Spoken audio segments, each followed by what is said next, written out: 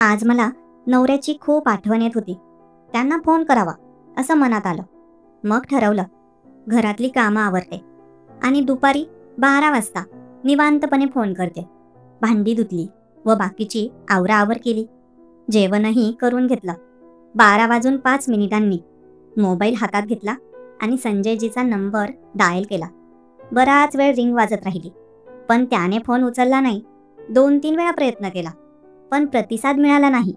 मनाला थोडं वाईट वाटलं. नेहमीच असंच होतं. मी प्रेमाने कॉल करते आणि ते उचलत नाहीत.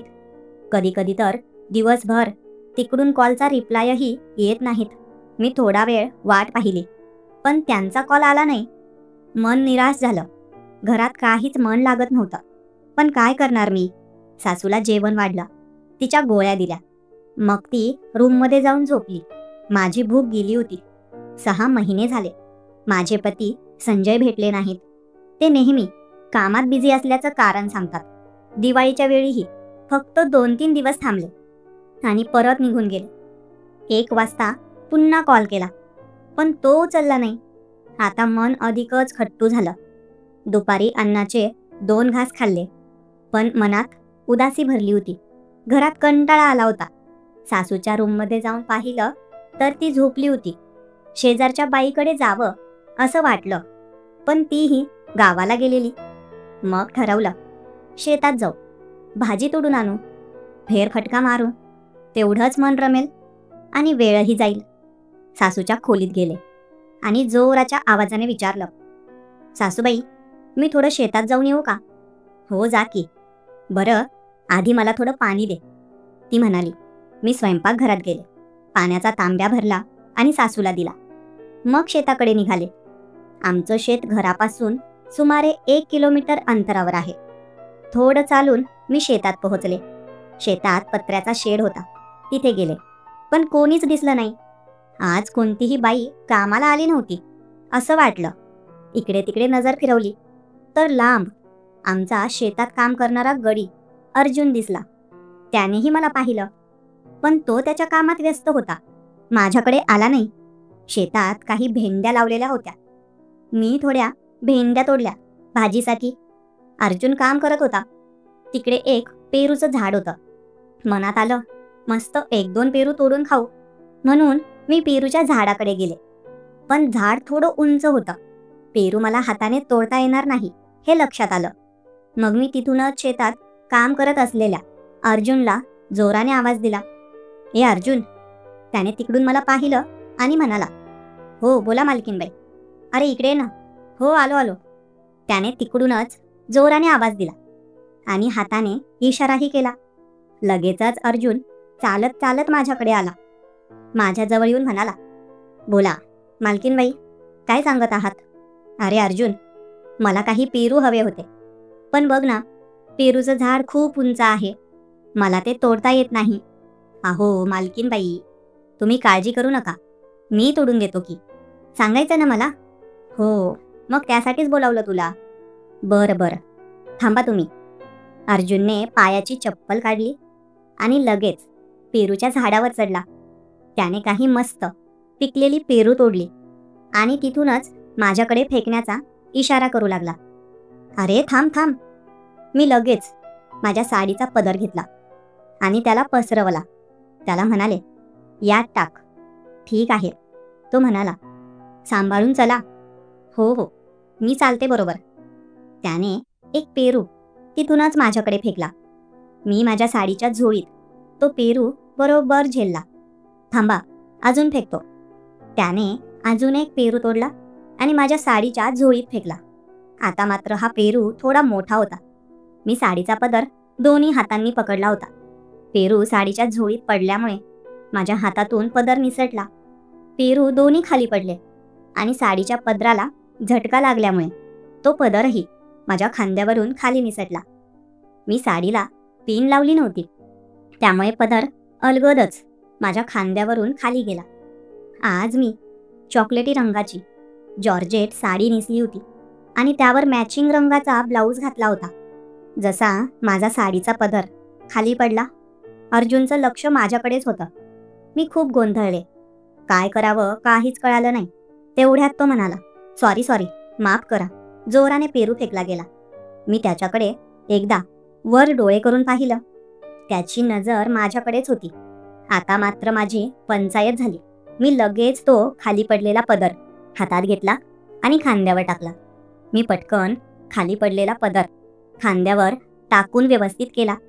अर्जुनचं लक्ष आता दुसरीकडे वळलं होतं. तो इकडे तिकडे भांबावलेल्या नजरेने पाहू लागला. मला थोडं वेगळं वाटलं, पण काय करणार. 2 पडलेले पेरू उचलले आणि त्याला म्हणाले, बस झालं अर्जुन. अहो, अजून घ्या की. बरं थांबा, मी तोडून तिथं गवतावर फेकतो. ठीक आहे. मी फक्त मान हलवली आणि बाजूला उभी राहिले. अर्जुनने काही पेरू तोडायला सुरुवात केली. छान छान पिकलेली पेरू तोडून तो आता तिथं बाजूला गवतावर फेकत होता. हिरवंगार गवत होतं तिथं पेरूच्या झाडाखाली. पेरूच्या झाडाला विहिरीतून पाणी जायचं आणि बाजूलाही गवतालाही पाणी मिळायचं.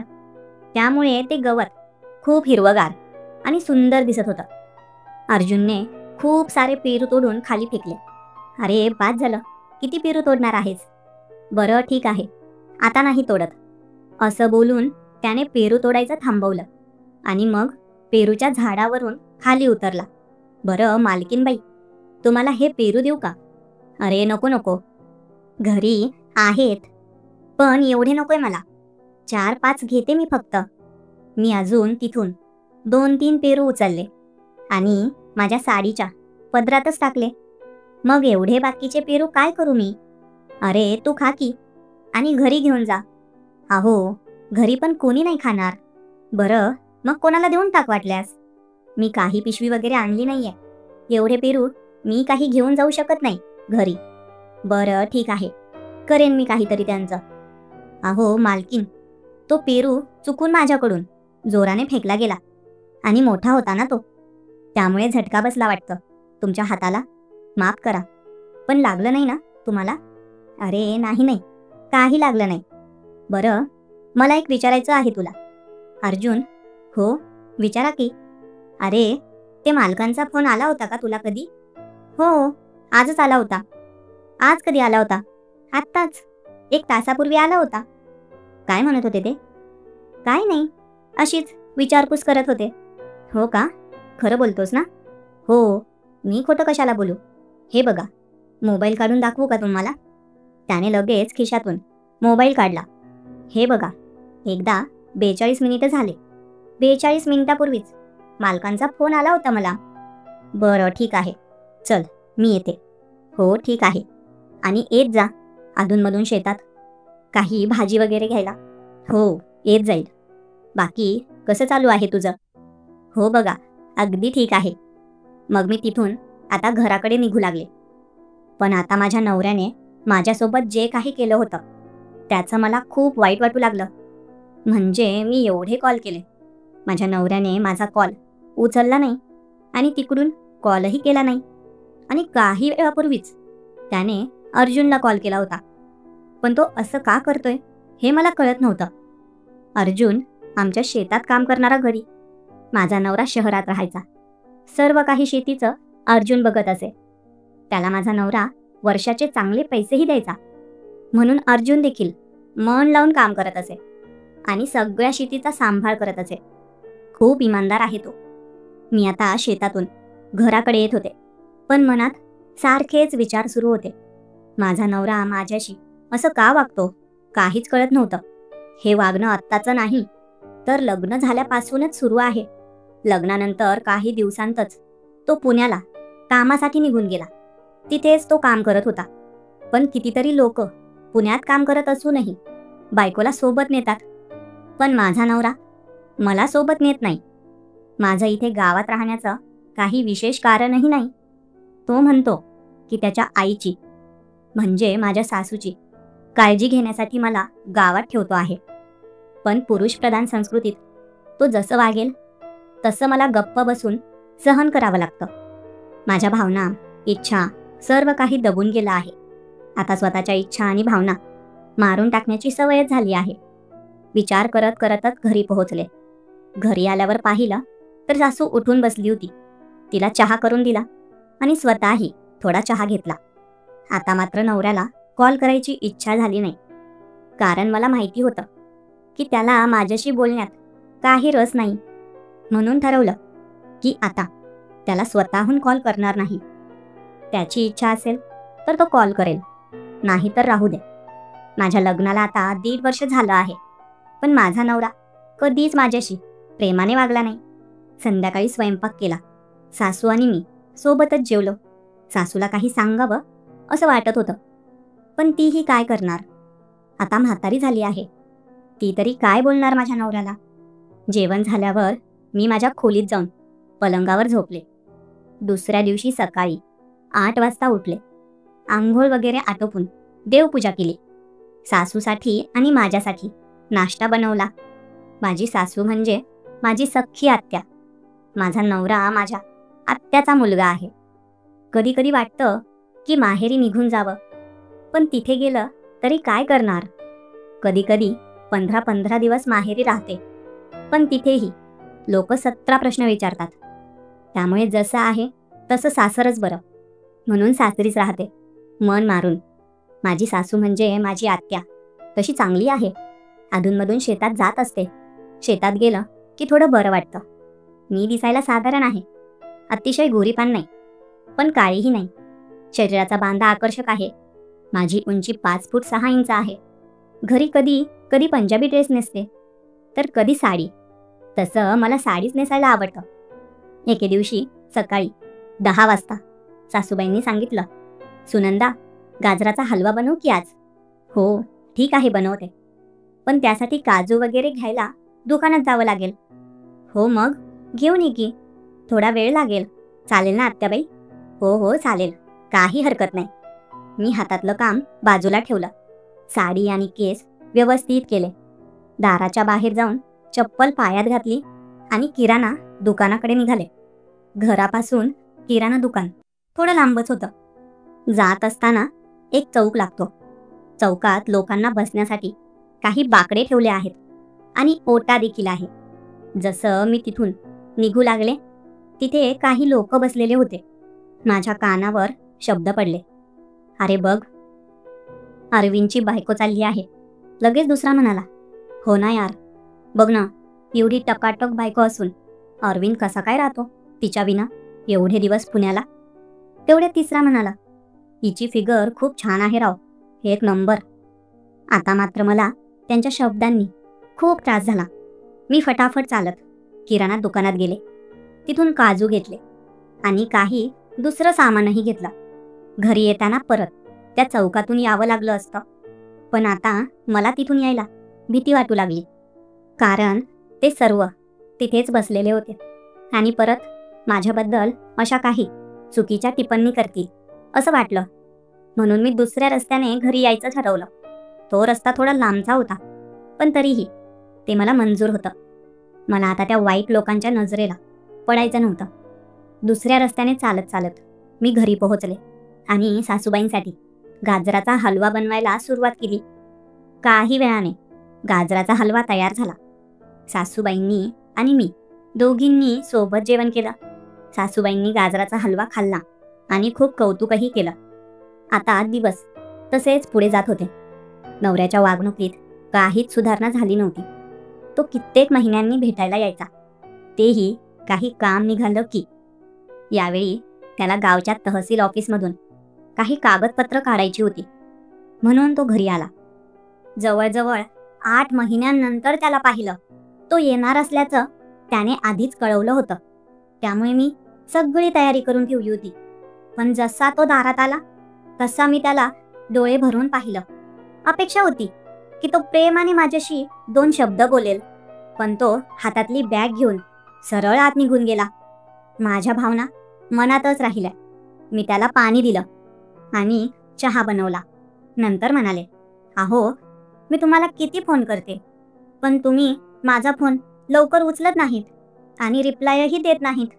अगं सुनंदा, काही कामं असतं मला, समजून घे ना तू. मी तिथं आपल्यासाठीच आहे ना. तो म्हणाला, अहो, पण असं काय कामाचं आहे एवढ्या लांब राहणं आणि एवढे पैसे कमवून आपल्याला करायचं तरी काय आहे. पैसा भविष्यासाठी खूप गरजेचा आहे. हे जग पैशावर चालतं, हे मान्य आहे. पण नाती सांभाळणंही गरजेचंच आहे ना मग. सुनंदा, असं काय बोलतेस? मी तुला माझ्यापासून तोडून थोडी टाकलं आहे. असं नको बोलूस. बरं, मला राग येईल. चल, मला जेवायला वाढ. भूक लागली आहे. बरं, ठीक आहे, मी म्हणाले. किचनमध्ये गेले. नवऱ्यासाठी छानपैकी स्वयंपाक करून ठेवला होता. त्याला जेवणाचं ताट वाढलं आणि तो जेवायला लागला. जेवण झाल्यानंतर लगेचच तो घराच्या बाहेर गावात निघून गेला. त्याला जे कागदपत्र काढायची होती त्यासाठी. नवरा बाहेर निघून गेला. मी माझ्या कामात लागले. दिवसभर नवरा बाहेरच राहिला. संध्याकाळी घरी आला. संध्याकाळचे जेवण वगैरे आटोपले. आता मला अपेक्षा होती की नवऱ्यासोबत 2 शब्द प्रेमाचे बोलायला मिळतील. तो आधीच रूममध्ये जाऊन लोळला होता. मी भांडी वगैरे आवरले आणि रूममध्ये गेले. नवरा पलंगावर झोपला होता. मी त्याच्या शेजारी जाऊन झोपले. हळूच एक हात त्याच्या खांद्यावर ठेवला आणि म्हणाले, अहो, काय झालं? दमलात का? आज झोपला आहात का? मिळाले का तुम्हाला ते कागदपत्र? जे कागदपत्र काढायला तुम्ही गेला होतात? अगं नाही, तो साहेब नव्हता. उद्या येणार आहे. हो का? हे सरकारी कामाचं असंच असतं. वेळेवर कामं होत नाही. बरं, जाऊ द्या. तुम्ही एवढ्या महिन्यांनी घरी आलात. आता उद्या तुम्हाला जेवायला काय बनवू? सांगा बरं. अगं, काहीही बनव, चालेल मला. मी मुद्दामच एक हात त्याच्या अंगावर टाकला आणि अलगद त्याला जवळ घेतलं. अहो, एवढी काय झोप लागते तुम्हाला? किती महिने झाले आपल्याला असं? म्हणून मी त्याला घट्ट मिठी मारली. तो म्हणाला, सुनंदा, मला खरंच खूप झोप लागली आहे. मी दमलो आहे. त्याने असं म्हटलं तर माझा मूड खूप खराब झाला. पण काय करणार होते? मी तशीच आता निराश होऊन त्याच्या शेजारी झोपले. पण बराच वेळ मला झोप लागली नाही. दुसऱ्या दिवशी देखील तेच घडलं. मी नवऱ्याचं योग्य रीतीने स्वागत करत होते. त्याच्यासाठी चांगले पदार्थ बनवत होते. 4 दिवस तो घरी होता. पण एकदाही प्रेमाने 2 शब्द त्याच्याकडून ऐकायला मिळाले नाहीत. त्याने मला जवळ घेतलं नाही. पण असो, कदाचित माझ्या नशिबातच असं आहे. मी सगळं काही स्वीकारलं. तसंच काय करू शकते मी, एक अबला नारी. काही दिवसांनी माझा नवरा घरी राहिला आणि मग परत पुण्याला निघून गेला. असं नाही की तो माझा पूर्णपणे तिरस्कार करत होता. त्याने माझ्यासाठी छान छान साड्या आणल्या होत्या. सोन्याची अंगठी आणली होती. खायला वेगवेगळे पदार्थ आणि मिठाई देखील आणली होती. फक्त गोष्ट एकच होती, ती म्हणजे तो माझ्या जवळ येत नव्हता. मला हे कळत नव्हतं, तो असं का करतोय? मी त्याला आवडत नाही का? नेमकं काय कारण आहे हे मला समजत नव्हतं. आता लग्नाला जवळजवळ 2 वर्षे झाली आहेत. माझी सासू देखील आता खूप म्हातारी झाली आहे. एके दिवशी मी घरी खूप कंटाळले होते. दुपारची वेळ होती. 3-4 वाजले असतील. मनात आलं की चला शेतात जाऊ. पण आता 4 वाजता शेतात गेलं तर तिकडून येता येता परत उशीर होईल. त्यामुळे ठरवलं की जाऊ दे, उद्या जाईन शेतात. मग मी आज शेतात जाणं राहू दिलं. दुसऱ्या दिवशी सकाळी नेहमीप्रमाणे उठले.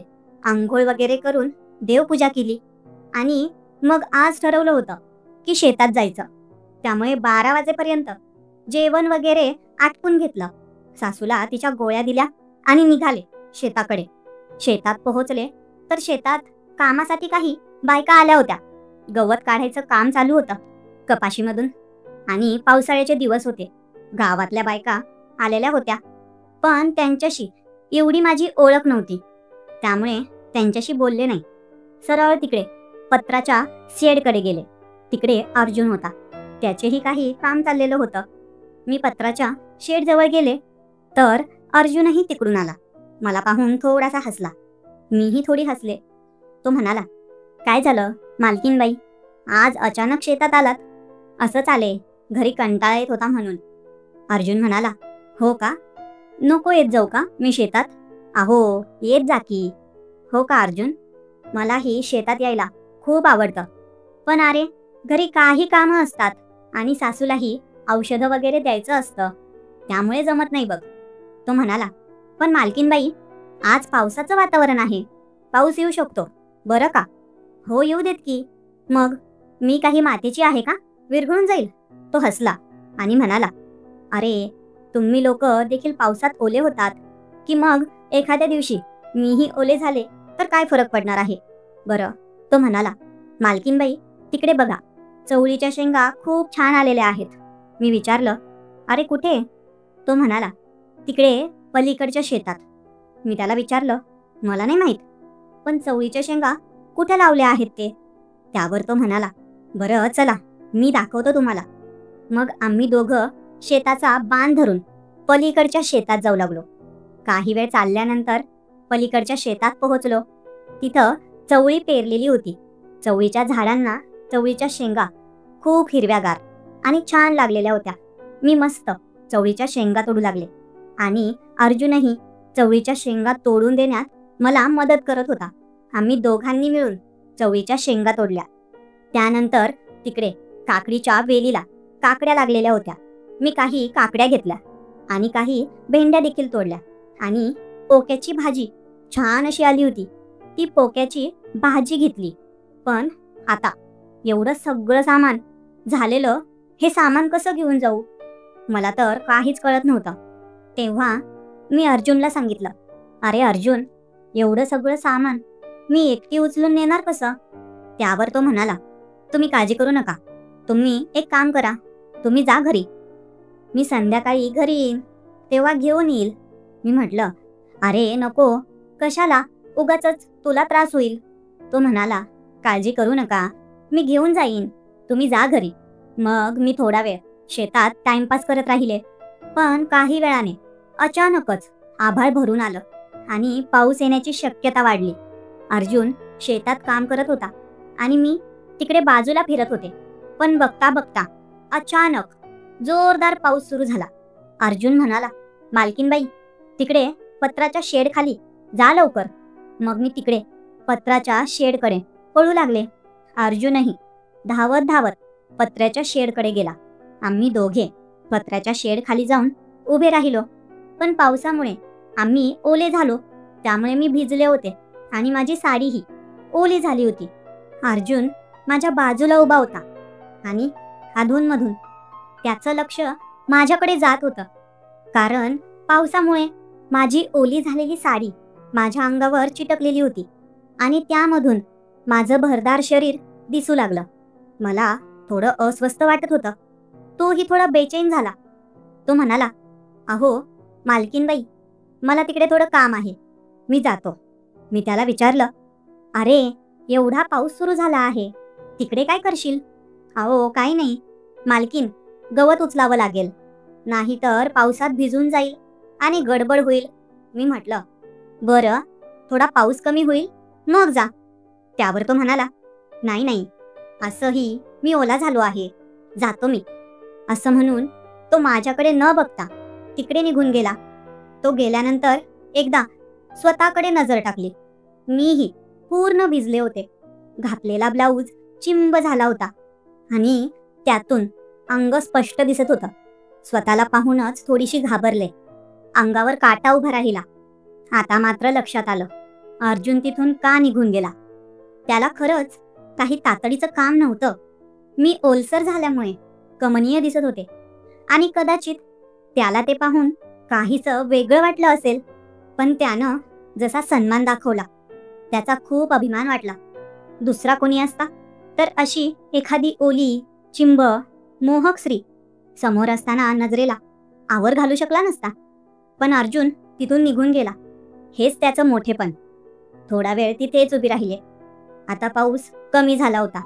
मोठ्याने आवाज दिला, अरे अर्जुन, मी जाते घरी. त्याने दुरूनच उत्तर दिलं, हो मालकीनबाई, ठीक आहे, जा तुम्ही. घरी आल्यावर कपडे बदलले. सासूबाईंना औषधं दिली. घरात थोडी कामं होती, ती करू लागले. संध्याकाळी 6च्या सुमारास दरवाजा ठोठावण्याचा आवाज आला.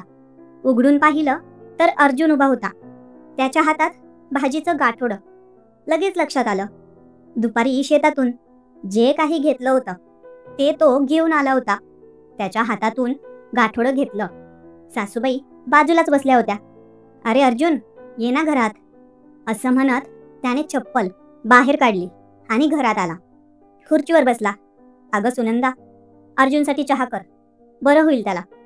ठीक आहे, करते, असं म्हणत मी चहा बनवायला घेतला. सासूबाई त्याच्याशी शेतीविषयी बोलू लागल्या. नवऱ्याचाही विषय निघाला, पण त्याच्याबद्दल काही बोललं नाही. मग सासू म्हणाल्या, अरे अर्जुन, आता इतक्या दिवसांनी घरी आलायस तर जेवण करूनच जा. अर्जुन नकार देत होता. तरी त्या म्हणाल्या, अगं सुनंदा, इकडे ये. मी लांब उभी राहून त्यांचं बोलणं ऐकत होते. अगं, अर्जुन आज आपल्याकडेच जेवेल, त्याच्यासाठी पण स्वयंपाक कर. ठीक आहे आत्याबाई, असं म्हणून मी स्वयंपाकघरात गेले. सासूबाई म्हणाल्या, मस्त काहीतरी मसाल्याची भाजी कर. कढी वगैरे, मटण चिकन खात नाही तो, त्यामुळे त्याच्यासाठी खास काहीतरी बनव. मी मस्त मसाल्याची भाजी, कढी, पोळ्या, ठेचा सगळं तयार केलं. स्वयंपाक झाल्यानंतर सासू आणि अर्जुनला जेवायला वाढलं. दोघं एकत्र जेवले. जेवण झाल्यावर सासू म्हणाली, अरे अर्जुन, हे पावसाचं वातावरण गेलं की एखाद्या दिवशी वेळ काढून ये. घरातला पसारा आवरायचाय आणि काही जुनं सामान आहे, तेही काढून टाकायचंय. सुनंदाला एकटीला नाही जमत. हो आई, येतो की, उद्या परवा येतोच. दरवर्षी करत असतो ना मी तुमचं हे काम. हो अर्जुन, तू आहेस हेच बरं आहे. अरविंदचा कॉल येतो की नाही तुला? हो, येतो कधी मधी. पण अरविंदला या घराची, आईची, बायकोची काहीच फिकीर नाही. शहरात राहतो, पैसे कमावतो, पण त्याचा उपयोग काय देव जाणे. देवाने जे दिलंय तेवढ्यात आम्ही खुश आहोत. काही वेळाने अर्जुन निघून गेला. 2-3 दिवसांनंतर पुन्हा एकदा सकाळी आला. त्या दिवशी आम्ही घरातलं सगळं सामान आवरलं. अर्जुननं खूप मदत केली. त्याची तब्येत पिळदार, कामात कुशल, घरातलं कितीतरी काम त्याने सहज केलं. सासूबाईही घरीच होत्या. सासू आणि अर्जुन यांचं खूप चांगलं जमायचं. मीही दिवसभर त्यांच्यासोबत गप्पा मारत होते. तो दिवस खूप छान गेला. अर्जुनशी बोलायला खूप बरोबर वाटायचं. मोकळ्या स्वभावाचा, दिलखुलास माणूस आहे. 4 वाजले होते. घरात काम करताना दमले होते. म्हणाले, अहो अर्जुन, चहा पिऊन घ्या. मस्त दुधाचा चहा केला आहे.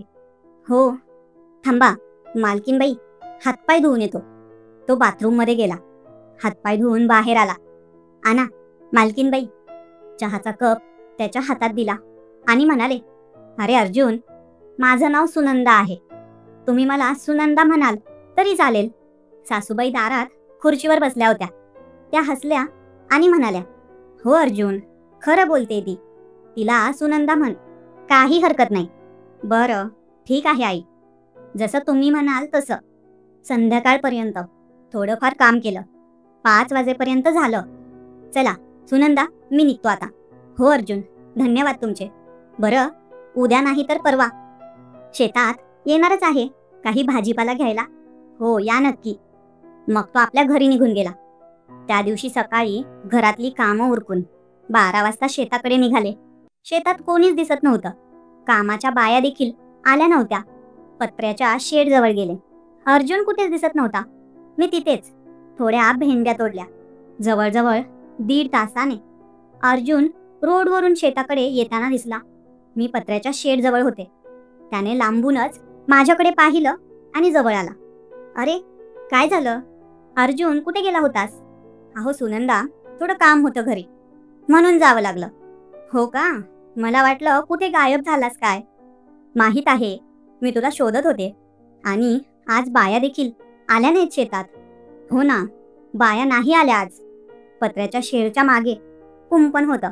त्यावर गिलक्याच्या वेलींनी चांगलीच चढाई केली होती आणि त्यांना भरपूर गिलके लागले होते. अरे अर्जुन, तिकडे गिलके तर खूप छान लागले आहेत. हो ना सुनंदा, खूपच छान आहेत. घेऊन जा ना भाजीला. हो हो, खरंच घेऊन जाते. तिकडे गिलक्याच्या वेलांकडे गेले.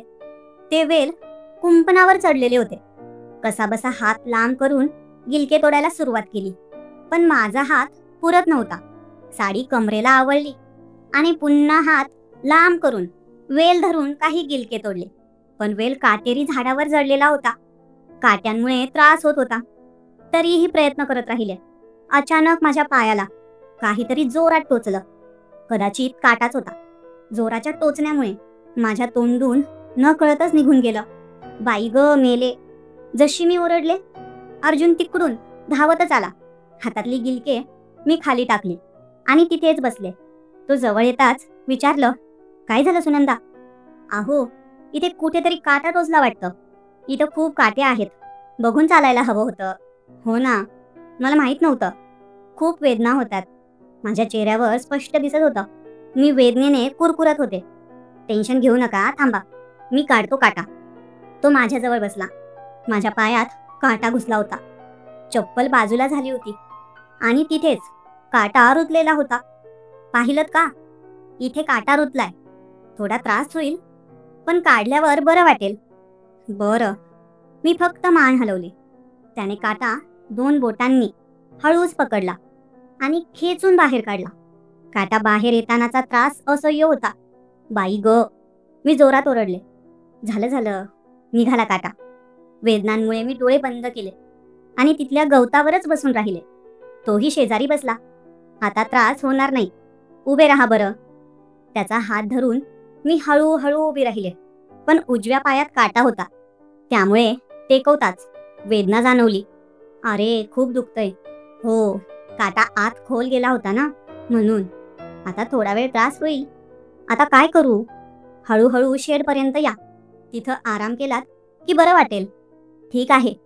मी पाय टाकत टाकत चालू लागले. पण पायात खूप वेदना होत्या. थोडंच अंतर गेले आणि तिथेच परत बसले. अरे अर्जुन, माझ्याने नाही चालवलं जात. काळजी करू नका, मी मदत करतो. तो खाली बसला. माझा एक हात त्याने धरला आणि मला उभं केलं. एक हात त्याच्या खांद्यावर टाकला. दुसरा हात त्याने माझ्या कमरेवर धरला. चला, हळूहळू. मी त्याच्या खांद्यावर जोर देत हळूहळू चालू लागले. दुखणाऱ्या पायाला जपून उचललं. 2-3 पावलं कशीबशी पार केली. शेडपर्यंत पोहोचल्यावर तिथल्या खाटेवर जाऊन बसले. सुनंदा, तुम्ही इथे थोडं विश्रांती घ्या, मग बरं वाटेल. तो म्हणाला, थांबा, तिकडे एक टणटणीचं झाड आहे. त्याचा पाला चोळून लावला तर त्रास कमी होतो. मी घेऊन येतो, काळजी करू नका. तो लगेच पत्र्याच्या शेडमधून बाहेर गेला. तिकडे जाऊन त्याने कोणता तरी हिरवा पाला तोडून आणला. त्याने तो पाला तळहातावर घेऊन चोळला आणि त्याचा हिरवा रस माझ्या पायाला लावायला सुरुवात केली. तो अतिशय हळुवारपणे रस चोळत होता. पण आता मला कसं तरी वाटू लागलं. माझ्या पायाच्या वेदना खरंच कमी झाल्या होत्या. पण तो एक तरुण पुरुष आणि मी एक जवान स्त्री. माझा पाय त्याच्या हातात होता आणि त्याचा हळुवार स्पर्श माझ्या पायाला होत होता. त्याच्या स्पर्शाने माझ्या मनात वेगळंच वादळ निर्माण होऊ लागलं. मी तिथेच खाटावर बसले होते. पण आता त्याच्या पाय हाताळण्याच्या पद्धतीमुळे मला अस्वस्थ वाटू लागलं. मी मधून मधून डोळे बंद करायचे, मग उघडायचे. कदाचित त्याच्या मनातही काहीसं विचलित होत असावं, असं मला जाणवत होतं. त्याने माझा पाय हळुवारपणे सोडला, पण रस लावताना त्याचा स्पर्श माझ्या पायाला होत राहिला. आपोआप माझे ओठ दाताखाली दाबले गेले. मी हळूच म्हणाले, अर्जुन, काय करतोयस तू? माझा तो आवाज कोमल जड झाला होता. प्लीज नको. माझ्या तोंडून आपोआप शब्द निघाले. तो खाली जमिनीवरून उठला आणि माझ्याजवळ खाटेवर येऊन बसला. काय झालं सुनंदा? जास्त त्रास होतोय का? त्याने विचारलं. नाही, त्रास नाही होत. मग दुखतंय का? नाही, दुखतही नाही. माझी साडी गुडघ्यांपर्यंत आली होती. मी हळुवारपणे ती खाली केली. सुनंदा, जर दुखत असेल तर तसं सांगा, अर्जुन म्हणाला. अरे, दुखतंय, कसं सांगू तुला? बोलताना अचानक त्याने माझ्या उजव्या हातावर आपला डावा हात ठेवला. त्याने माझ्या डोळ्यात डोळे रोखून पाहिलं. मला खूप लाज वाटली. मी लगेच नजर दुसरीकडे वळवली. मग त्याने हळुवारपणे माझा हात आपल्या हातात घेतला आणि त्या हातावर ओठांनी चुंबन केलं. मी काहीच बोलले नाही. मला काय बोलावं आणि काय होतंय हे काही कळत नव्हतं. पण तो माझ्या इतक्या जवळ, ते मला खूप छान वाटत होतं, हे मात्र खरं. त्याने माझा हात हळुवारपणे आपल्या कमरेवर ठेवला. मग आपला हात माझ्या कमरेवर ठेवला आणि तिथेच खाटीवर मला हळुवारपणे खाली झोपवलं. लगेचच तो माझ्या शेजारी खाटेवर लोळला. आमच्या दोघांचे पाय खाटेच्या खाली लटकत होते. आता त्याने एक बोट माझ्या ओठांवर ठेवलं. हळूहळू ते बोट माझ्या गालांवर फिरवत तो माझ्या केसांमध्ये बोटं घुसवू लागला. आता माझे श्वास वेगाने सुरू झाले होते. त्याचाही श्वास तितकाच वाढला होता. माझी छाती खालीवर होत होती. माझ्या आयुष्यात पहिल्यांदा कोणी पुरुष इतक्या जवळ आला होता. बया, आता त्याने हलकेच मला आपल्याकडे ओढलं. मीही वाऱ्यासारखी वाहत गेले. मला तर काही कळत नव्हतं, पण तो जे काही करत होता ते मला हवं हवंसं वाटत होतं. बया, आता त्याने माझ्या साडीचा पदर हळुवारपणे बाजूला केला. मग माझ्या ओठांवर चुंबन घेतलं आणि हळूहळू गळ्याकडे चुंबन घेऊ लागला. माझा एक हात न कळत त्याच्या केसांमध्ये गेला. पण आता आम्ही दोघं एकमेकांवर तर तुटूनच पडलो. माझ्या आयुष्यात पहिल्यांदा कोणी पुरुष माझ्या इतक्या जवळ आला होता. त्या पत्र्याच्या शेडमध्ये फक्त आम्ही दोघंच होतो. ती खाट जणू आमच्यासाठीच तिथे ठेवली होती. बघता बघता आम्ही एकमेकांवर स्वार झालो. त्या दिवशी मी स्वतःवर कोणतंही बंधन ठेवलं नाही. मी स्वतःला पूर्णपणे अर्जुनच्या स्वाधीन केलं. तेव्हा आम्ही एकमेकांसोबत पुरेपूर प्रेम केलं.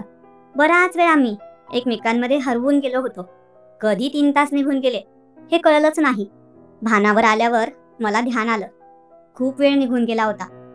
मी माझी साडी नीट सावरली. त्यानेही आपले कपडे ठीक केले. अर्जुन, मी जाते घरी. त्याने मान हलवली आणि शांतपणे होकार दिला. जायच्या आधी तो माझ्या जवळ आला आणि हळूच हातावर एक प्रेमळ किस केला. त्या क्षणी माझंही मन भरून आलं होतं. मलाही वाटलं की त्याला एक किस द्यावा, पण माझी हिंमत झाली नाही. आता मी तशीच पटकन घरी निघून आले. घरी आल्यानंतर मन कुठेच रमत नव्हतं. शेतात जे काही घडलं ते विचार सतत डोक्यात फिरत होते. एकीकडे ते आठवून काहीसं चांगलं वाटत होतं, तर दुसरीकडे अपराधीपणाची भावना टोचत होती. अशा पद्धतीने स्वतःच्या मनाशी झगडत विसरण्याचा प्रयत्न करत संध्याकाळी स्वयंपाकाला लागले. 6:30ला अर्जुन घरी आला. शेतातल्या गिलक्यांसह काही भाज्या घेऊन आला होता. माझ्या सासूने त्याला थांबवून घेतलं. मी त्याच्यासाठी चहा केला. जेवणही वाढलं. तो मधूनच माझ्याकडे बघायचा आणि मीही त्याच्याकडे. पण आता मला त्याच्याकडे बघताना खूपच लाज वाटत होती. पण एक सांगू का, अर्जुनचा स्वभाव शांत, समजूतदार आहे. त्यामुळे त्याच्याकडून मला कुठलीही भीती नव्हती. जे काही आमच्यात घडलं ते कुणाला कधीच कळणार नाही याची मला पूर्ण खात्री होती. त्यामुळे मन थोडं स्थिर होतं. जेवण झाल्यावर तो निघून गेला. पण झोपताना मात्र डोक्यात सारखा शेतातला तो प्रसंग फिरत होता. पुढचे 3-4 दिवस मी शेतात गेलेच नाही. मनात एकीकडे अपराध भावना तर दुसरीकडे हलकसं समाधान. पण ते क्षणिक होतं. ते केव्हा ओसरलं मलाही कळलं नाही. आता फक्त माझ्या मनामध्ये उरला तर काय, फक्त पश्चाताप. एके दिवशी सकाळी सकाळी अर्जुन घरी आला. तो पहिल्यांदाच असं सकाळी आला होता. तो येतो ते बहुतेक वेळा दुपारी किंवा संध्याकाळीच. माझी सासू तिच्या खोलीत होती. अर्जुन दारात उभा राहिला. मी त्याला पाहून थोडी आश्चर्यचकित झाले. सुनंदा, शेतामध्ये जातोय. काही आणायचं असेल तर सांगा, येताना घेऊन येतो. हो, ठीक आहे. भाज्या असतील तर त्या घेऊन या. मी फक्त औपचारिकतेनेच विचारलं. तुमच्यासाठी काही चहा वगैरे करू का? नको नको, मी घरून पिऊन चाललो आहे. आता शेतात निघतो. हो ठीक आहे, या. अहो सुनंदा, तुमच्या सासूबाई कुठे आहेत? त्या त्यांच्या रूममध्ये आहेत. हो का? सुनंदा, एक सांगू? बोला की. त्या दिवशी आपल्यामध्ये जे काही झालं त्याबद्दल मी क्षमस्व आहे. सॉरी. त्याने त्या दिवशी घडलेल्या गोष्टींबद्दल माफी मागितली, पण मला त्याचा राग नव्हता. ठीक आहे अर्जुन, जे झालं ते विसर. तो निघून गेला. मी पुन्हा घरकामात गुंतले. अर्जुनबद्दल आता फारसं वाईट वाटत नव्हतं. काही दिवस असेच गेले. एक दिवस संध्याकाळी माझा नवरा अचानक घरी आला. तो सहसा अचानक कधीच यायचा नाही. काल काय झालं त्याचा काही अंदाज नव्हता. मी त्याला काही विचारलं नाही. आणि खरं सांगायचं तर आता आमच्यात नवरा बायकोसारखं काहीच उरलेलं नव्हतं. केवळ नावापुरते पती पत्नी होतो आम्ही. दुसऱ्या दिवशी सकाळी अर्जुनही घरी आला. माझा नवरा घरीच होता. माझी सासू देखील बसली होती. ते दोघं पुढच्या खोलीत होते आणि नवरा त्यांच्यासोबत होता. माझ्या सासूने मला आवाज दिला, सुनंदा इकडे ये. मी त्यांच्याजवळ जाऊन उभी राहिले.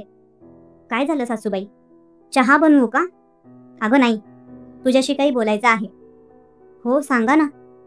माझा नवरा म्हणाला, सुनंदा हे बघ, आतापर्यंत माझ्याकडून तुला जो त्रास झाला त्याबद्दल मला माफ कर. पण खरं सांगू तर मला तुझ्याशी लग्न करायचं नव्हतं. हे लग्न मी फक्त आईच्या आग्रहामुळे केलं. तुझ्या वडिलांना दिलेलं वचन आईने पाळलं आणि त्यात मात्र माझी फसगत झाली. मी शहरातच राहतो. त्याला एक कारण आहे. मला वाटतं आता तुला हे सगळं सांगायला हवं. किती दिवस लपवणार? लग्नाच्या आधीच माझं एका मुलीवर प्रेम होतं. मला तिच्याशीच लग्न करायचं होतं. पण आईने जबरदस्तीने तुझ्याशी लग्न लावलं. मी काही करू शकलो नाही. लग्नानंतर मी तुला बायकोचं प्रेम देऊ शकलो नाही. याबद्दल मी तुझी माफी मागतो. सुनंदा, मी ज्या मुलीवर प्रेम करतो तिच्याशी लग्न केलं आहे आणि आम्ही दोघं सोबत शहरात राहतो. तिचं नाव प्रिया आहे. तिच्याशिवाय मी राहू शकत नाही. माझं तिच्यावर खरं प्रेम आहे. हे सगळं मी आज तुझ्यासमोर स्पष्ट सांगतोय. माझी काही चूक असेल तर तू मला शिक्षा देऊ शकतेस. सुनंदा, अर्जुनला याबद्दल सगळं माहिती आहे. प्रिया आणि माझ्याबद्दल तो आधीपासूनच सगळं जाणून आहे. पण तुला एक गोष्ट स्पष्टपणे विचारायची आहे. मी म्हणाले, हो बोला की. अर्जुन तुला आवडतो का? कारण अर्जुनला तू खूप आवडतेस. त्याने स्वतः मला ते सांगितलं आहे. तो तुझा जोडीदार होण्यासाठी तयार आहे. आईलाही मी विचारलं आहे. तिलाही अर्जुन आवडतो आणि त्याच्यात काही वाईट नाही. तू अर्जुनला पसंत करतेस याबद्दल मला काहीच चुकीचं वाटत नाही. उलट आईला व मला तर आनंदच आहे. सुनंदा, तुझं आयुष्य असं दुःखात जावं ही माझी मुळीच इच्छा नाही. पण मी काय करू? माझ्या हातात काहीच पर्याय उरलेला नाही. मी प्रियाशिवाय राहू शकत नाही. खरंच मी तिच्यावर मनापासून प्रेम करतो. मी तुला फसवलं याबद्दल मी तुझा गुन्हेगार आहे. तू मला जी शिक्षा देशील ती भोगायला तयार आहे. पण जर तुला खरंच अर्जुन आवडत असेल, तू त्याला नवरा म्हणून स्वीकारायचं ठरवलं तर मी तुला घटस्फोट देण्यासाठी तयार आहे. अर्जुन आणि तू एकत्र येणं हेच मला योग्य वाटतं. आईलाही ते मान्य आहे. आता तुझं मत काय आहे ते सांग. आता मात्र मी खूप लाजले. काय बोलावं मला काही कळत नव्हतं. खरं तर माझ्या नवऱ्याने म्हणजे संजयने माझ्या मनासारखा निर्णय घेतला. कदाचित मलाही हेच हवं होतं. मी खूप लाजले आणि तिथून उठून आत किचनमध्ये निघून गेले. खरं तर मला एवढी खुशी झाली होती की आनंदाने नाचावं असं वाटत होतं. पण स्वतःच्या भावना सांभाळत किचनमध्ये येऊन थोडंसं घोटभर पाणी पिलं. आज मला एवढा आनंद झाला होता की तो आनंद गगनात मावेना. पण तो आनंद मला व्यक्त करता येत नव्हता. तेवढ्यात माझ्या सासूने मला आवाज दिला, अगं सांग ना, तुझा काय निर्णय आहे? मी किचनच्या दारापाशी येऊन उभी राहिले व म्हणाले, अहो आत्याबाई, तुम्ही जो निर्णय घ्याल तो मला मान्य आहे. संजय बोलले, म्हणजे तू तयार आहेस? मी हळू आवाजात फक्त हो असं म्हणाले. बरं ठीक आहे सुनंदा, मला चहा तर पाज मग तुझ्या हाताचा. माझा नवरा खूप तोंड भरून म्हणाला, हो पाजते ना. मी चहाचे 2 कप घेऊन तिथे रूममध्ये गेले. माझा नवरा, अर्जुन आणि सासू तिघं बसले होते. आधी चहाचा कप मी संजयला, माझ्या नवऱ्याला द्यायला गेले. म्हणजे तेव्हा ते म्हणाले, सुनंदा आधी तुझ्या नवऱ्याला, अर्जुनला चहा दे आणि मग आम्हाला. आता मात्र मला खूप लाज वाटली. पण मी लाजतच अर्जुनला चहाचा कप दिला आणि मग संजयला, नंतर मग सासूबाईला. काही दिवसांनी संजयने मला कागदोपत्री घटस्फोट दिला आणि मग अर्जुन व माझं एकमेकांसोबत साकडं घालण्यात आलं. मित्रांनो, जर तुम्हाला माझी ही कहाणी आवडली असेल तर लाईक जरूर करा. या कथेबद्दल मला तुमच्या प्रतिक्रिया कमेंट बॉक्समध्ये नक्की कळवा. सदैव आनंदी रहा. धन्यवाद.